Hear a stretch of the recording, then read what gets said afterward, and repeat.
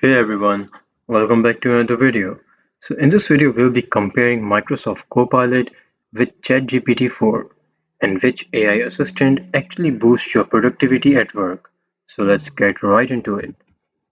Starting with Microsoft Copilot, it is built right into apps like Word, Excel, Outlook, Teams, and there is no setup that you need it. So it is beast for document creation, emails, data analysis, and slide design. It's deeply integrated with your files and calendar.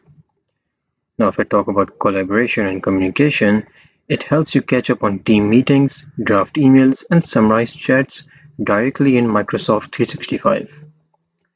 Now, at the end, if I'll talk about pricing, it's available with Microsoft 365 business plans, which starts at around $30 per user per month.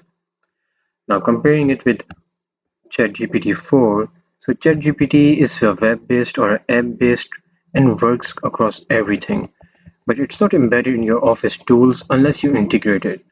So it is more versatile, it can brainstorm, summarize, code, explain complex topics, but it needs you to give it a context.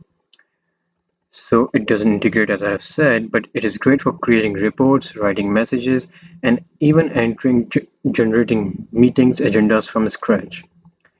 So ChatGPT 4 is generally it's free, the basic version, but you can also buy it for $20 per month for ChatGPT 4 access via ChatGPT Plus.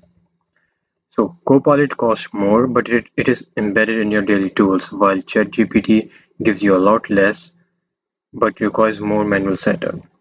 And with that, I hope this video was helpful for you in comparing between Microsoft Copilot and ChatGPT 4. Thank you so much for watching.